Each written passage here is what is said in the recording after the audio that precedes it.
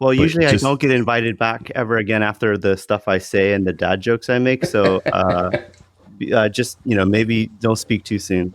that is probably going to be the intro to the call.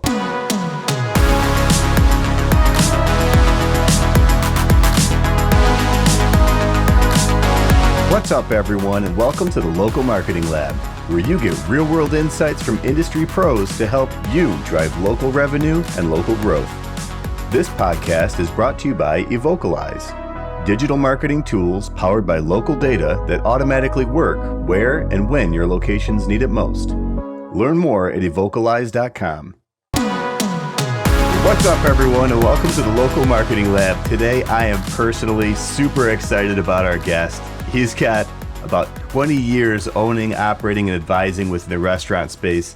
He started out as an independent owner and now has sold over 1,000 franchise units. He's an entrepreneur, franchise owner, meme machine, dad joke dispenser, and one of my personal marketing heroes. Our guest today, the VP of Franchise Development at Roll 'em Up Taquitos, Paul Tran. Thanks for joining us in the lab, my friend. Thank you, Justin. Thanks for hyping me up, man. You make me sound way cool. You should follow me along for all of my events. That's right. As a fellow dad, it's like we have to do everything we can to make ourselves look cool, if anything, just to our kids. That's why I got this blue microphone. It still didn't work. Okay. So I'm glad you're focused on being cool. For some reason, ever since I got kids, I have this urge to want to say something to actually ruin their lives. I don't know. There's just something magical about making them cringe, but that's another topic for another time. I am absolutely in the same camp. It is a daily goal of mine to make my kids either cringe or be like, oh. But anyways, well, that's great. So I'll kind of start things off just real quick by saying, when I first discovered you and your content online, Paul, it was I stumbled upon through a post. Maybe it was a mutual post that you commented on, and I stumbled upon your page. The content was so funny. I was literally laughing out loud. Like the memes, I couldn't compose myself. And I told my team, I'm like, let's everyone jump on this call right now. We want to run through this feed and check out how funny these memes are. And they were great. They aligned perfectly to the brand and they were super engaging. Oh, I'm glad to hear that, man. I'm like a sucker for memes. One of my favorite things in life is just to laugh. And I mean, it's funny because LinkedIn can get kind of dry, can get kind of boring. And also the franchise industry can get kind of antiquated and boring too. I felt like just making people laugh and disarming them for a bit is number one, already differentiating myself, but also it's also just naturally personally, it's naturally me, who I am. So I'm able to kind of still share insight and value, but after I've already disarmed them with some laughter. So yeah, thank you, man. Thanks for noticing. Yeah, for sure. If you wouldn't mind, I guess, why don't we just kick things off with you telling us a little bit about your background and kind of what got you to where you are? Yeah. So I've been in the restaurant and the franchise world since 2005. I was still in college. I had this ridiculous idea to start a restaurant because in my mind, the story I told myself was how hard can it be?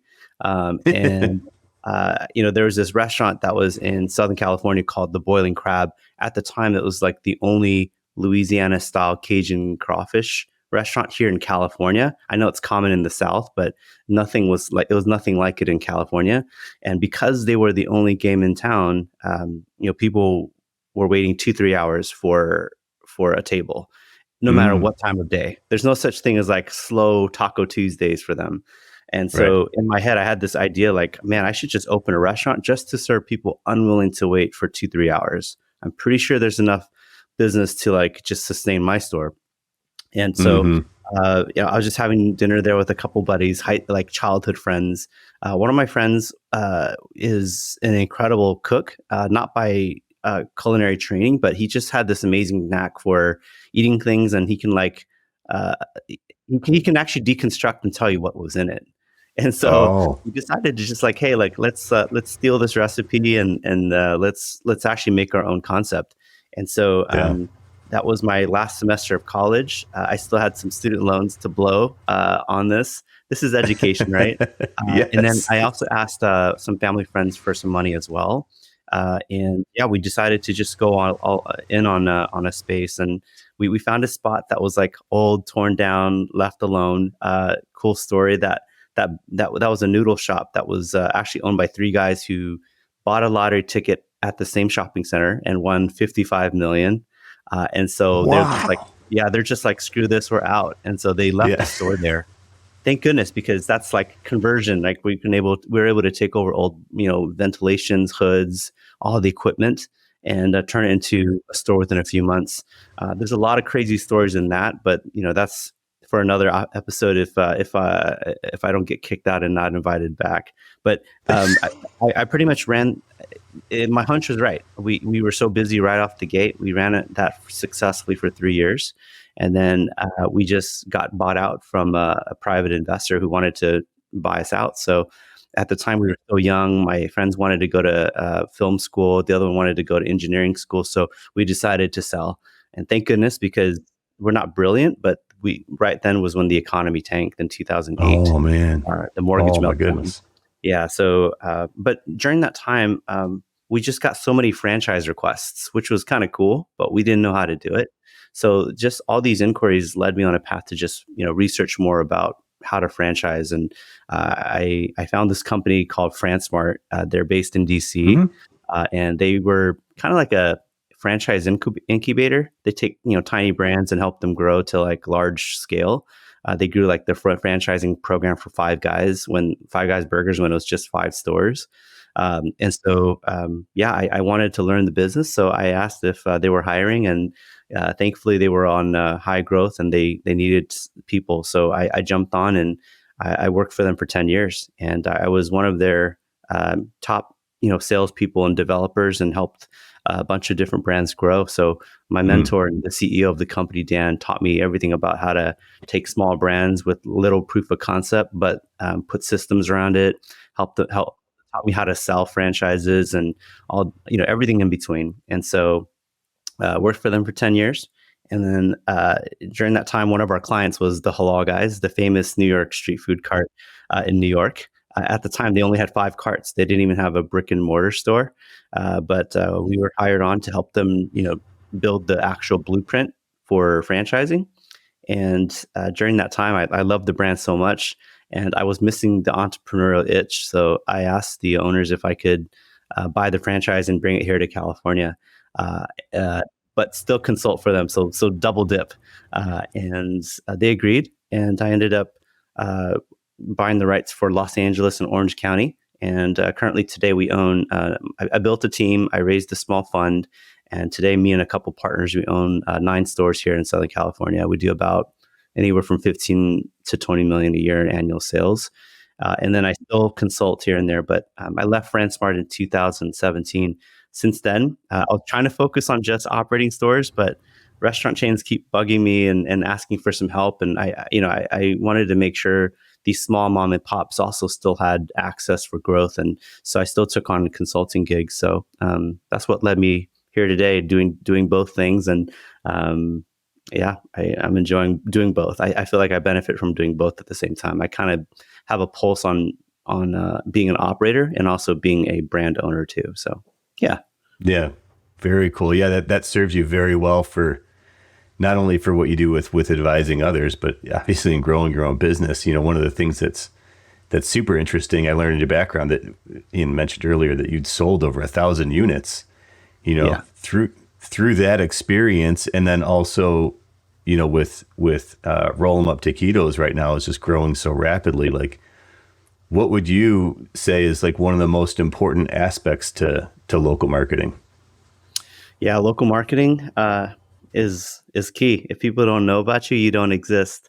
I think one of the most important things is just I made this up, and I like rhymes, so it's awareness and careness.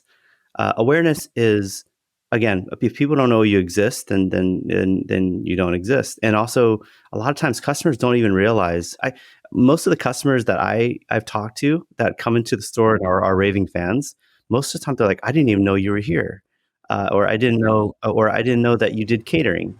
or I didn't know that whatever it is.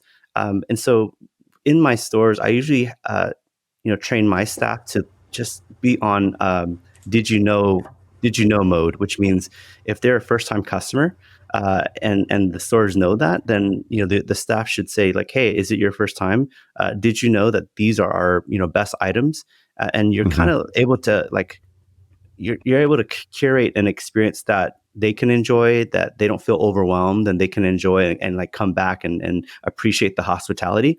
If it is a return customer, our staff is like, oh, did you know? I don't know. We have a secret menu, and customers are delighted, and they get to learn more about that.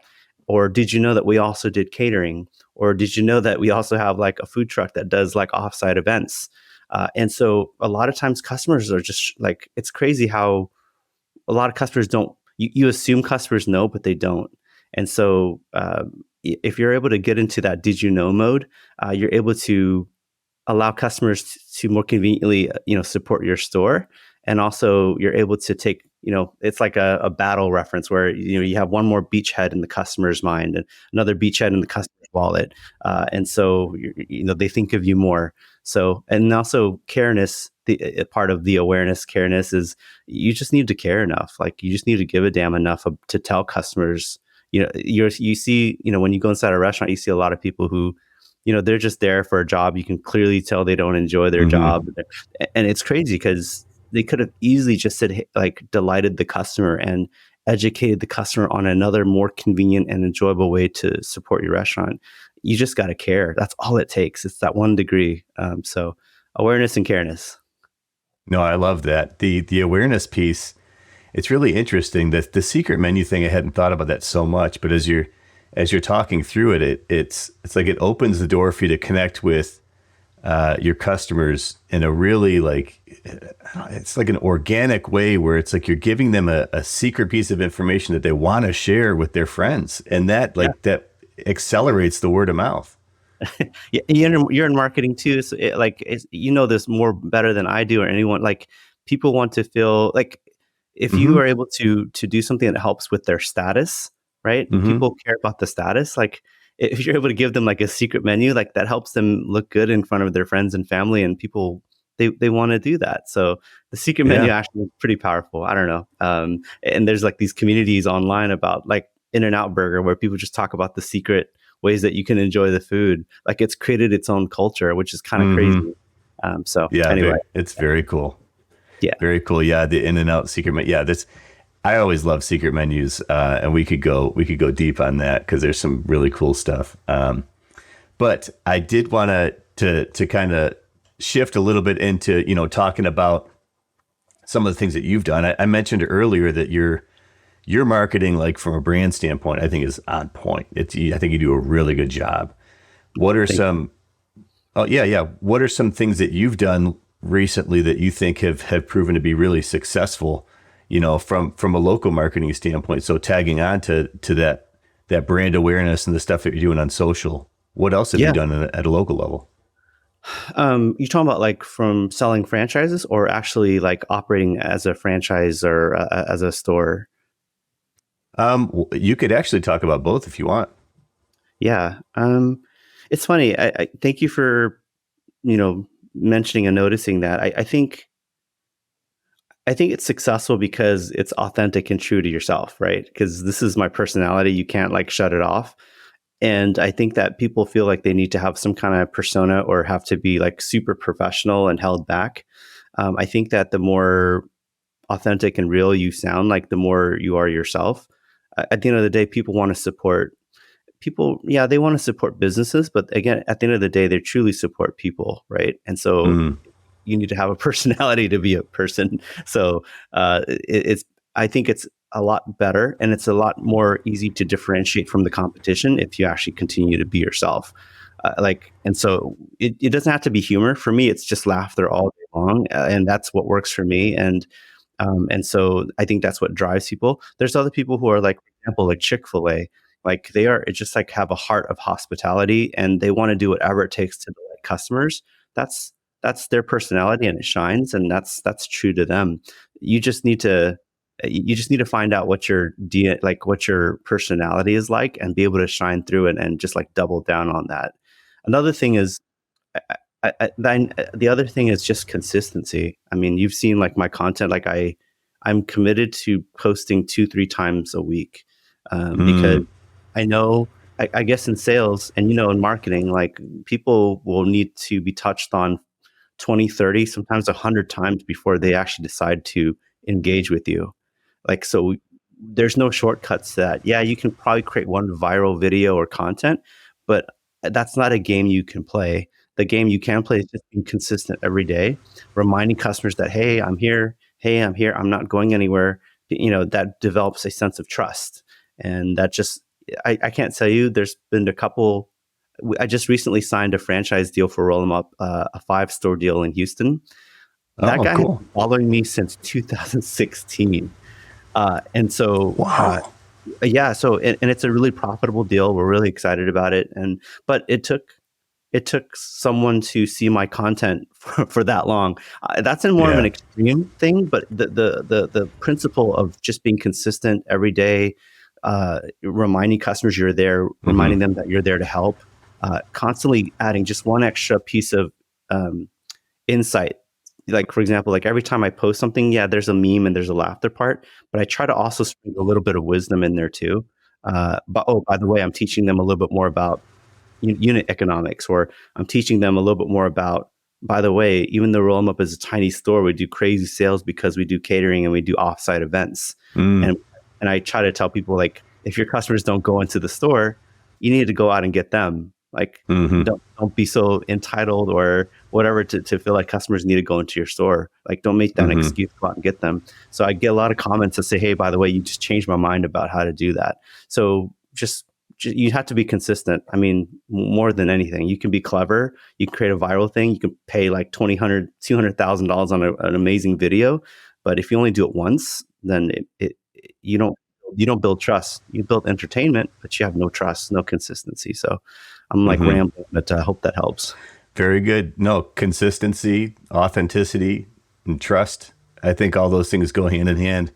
Especially, you talk a little bit about, it's kind of a long tail play. If you're trying to sell units, you got to stay top of mind for a longer term. But for your marketing that's customer facing, like if you're pushing out 3 posts a day, you may just be pushing out the post at the right time for that specific individual who happens to see your organic post. So I think that's a great tip for folks to that if they're going to engage with their audience on a daily basis, be consistent, and continually push out content, because you never know when a specific individual is going to happen upon your post and your feed, when it's relevant and recent. Yeah. You just have to do it. That's it. Yeah. I think that kind of leads into the next segment we typically talk about, like what are some things that you suggest, an operator could do today if they're maybe struggling to get some momentum or to drive traffic into their stores, today or this week. What is something that you'd suggest that they do just to get started with something? Yeah. Great question. And this is where I get super preachy, but I think most Preach. people, where's my pastor gown? Customers, it's funny. It's the whole chasing bright, shiny objects thing. I think most businesses are so focused on trying to buy Facebook ads and Google ads and try to do new customer acquisition. And I think there always needs to be a strategy for that, but a couple things. Number one, it's getting more costlier. Competition is a lot more stronger now. The response rates are pretty bad. Like it's 1 to 2% is considered success or standard. And it's just not fun.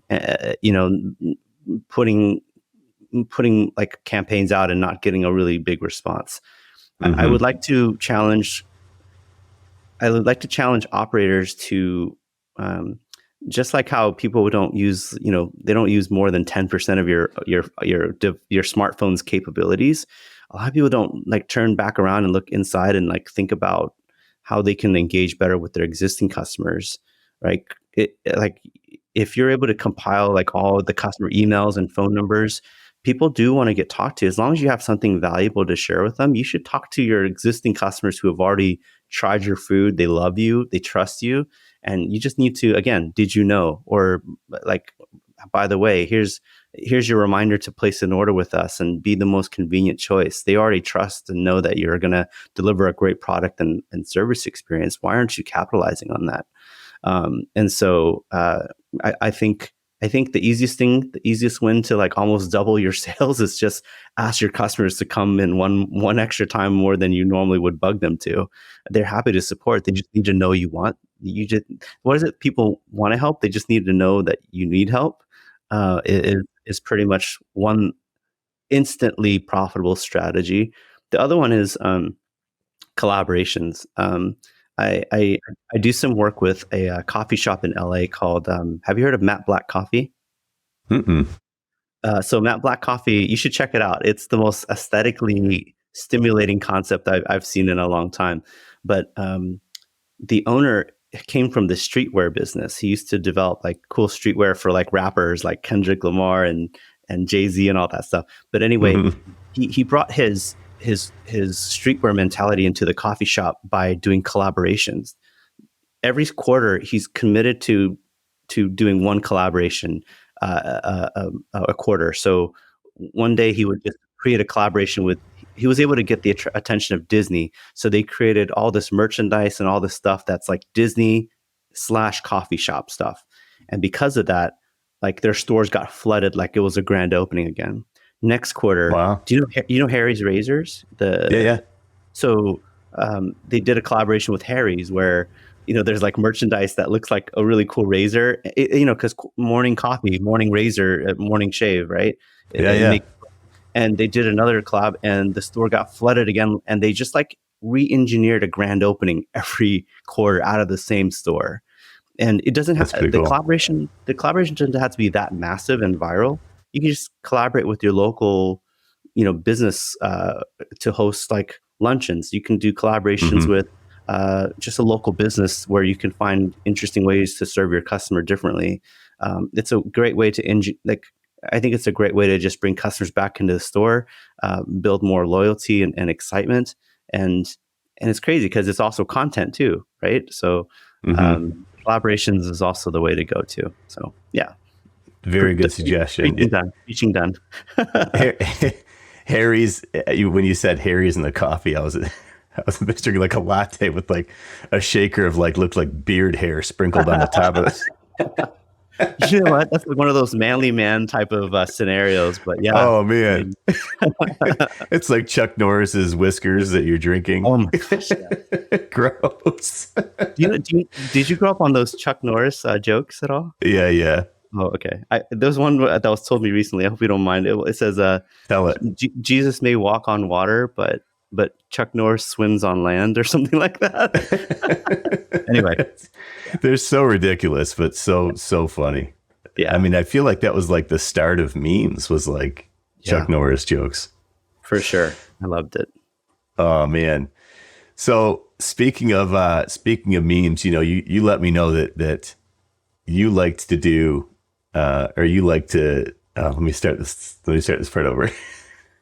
So speaking of memes, you mentioned to me that you like the laser eye meme every time.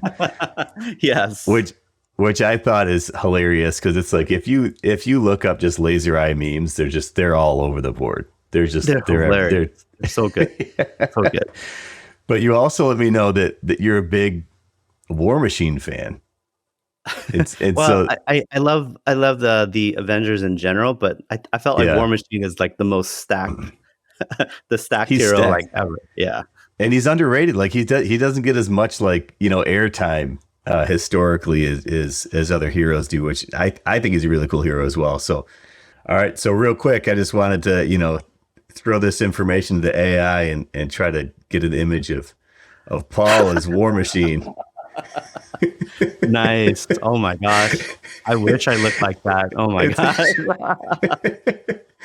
It's pretty cool. That what's funny is AI, speaking of War Machine being just undersold, like it did not know what War Machine was, but it knew what Iron Man was. So I just had to crank out an Iron Man type image and take down the the saturation, but Well, that's proof that AI still has a long way to go if they don't know who War Machine is. So it does. Well, it's funny is I had another guest that I recently spoke with that they were all about CrossFit. It would not generate like a CrossFit game. I'm like, come on, guys, CrossFit.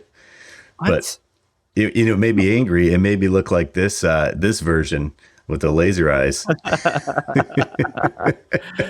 Oh my gosh, this must have been so much fun for you, man. This is so fun to look at. I was literally, this one was a late night one where I was laughing. I'm like, man, this is so good. And my son came in. He's like, oh, this is so cool.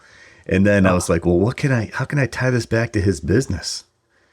And I thought maybe heating up a plate of taquitos with some laser eyes might do the trick.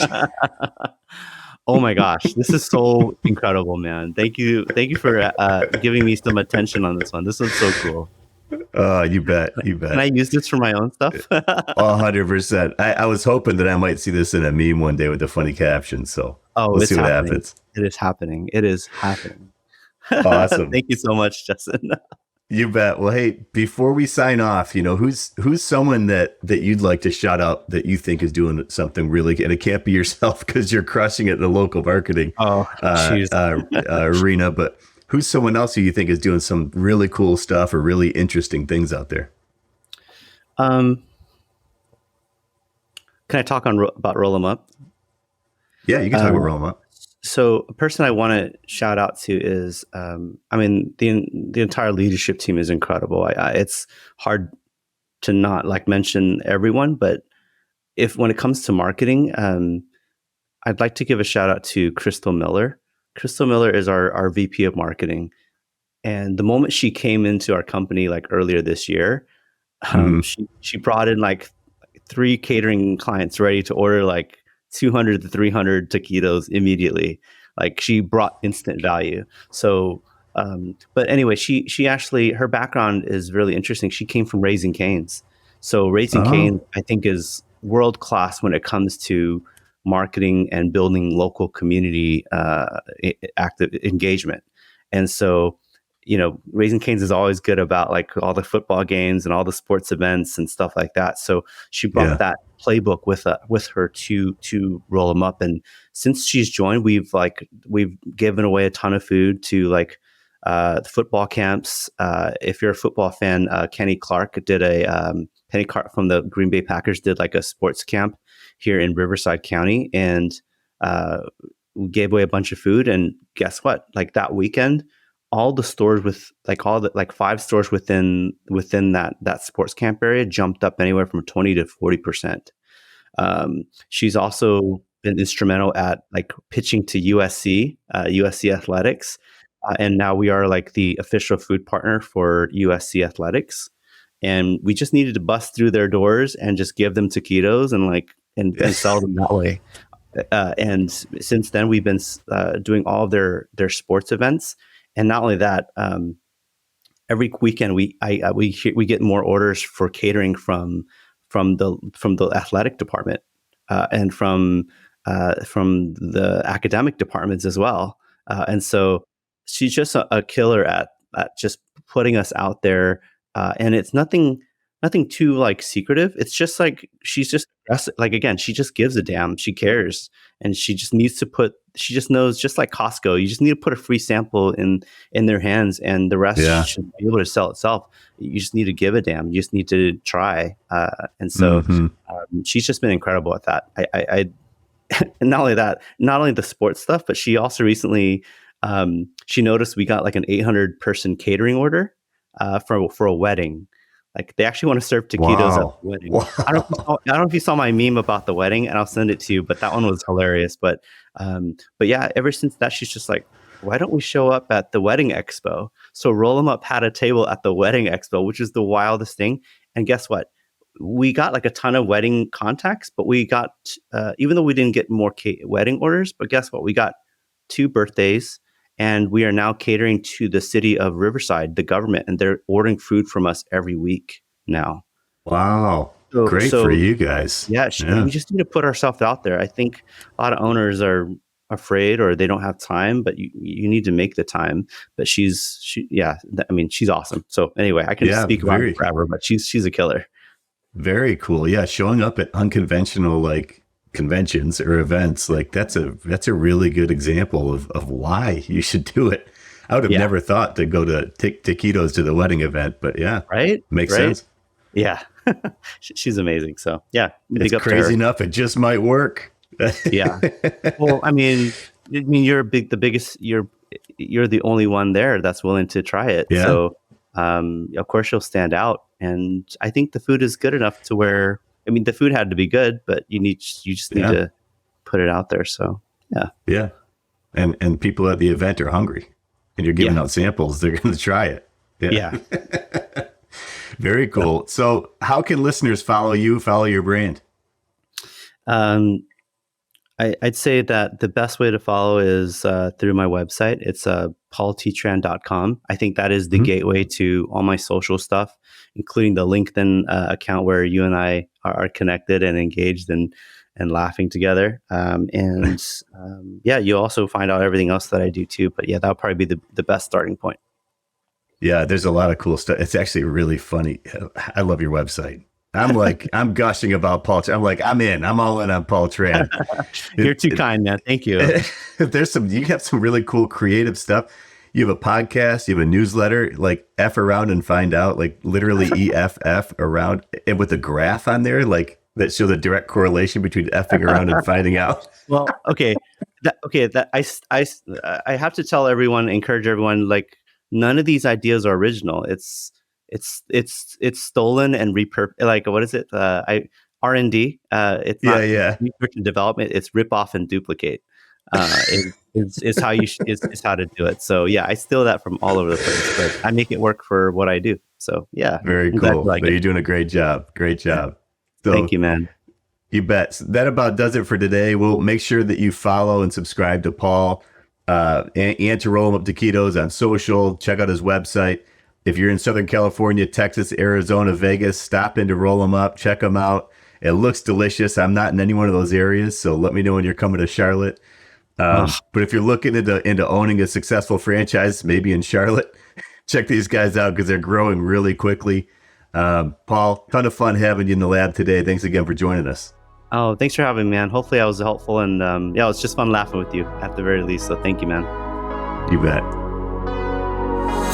As always, thanks for joining us in the Local Marketing Lab. This podcast is brought to you by Evocalize.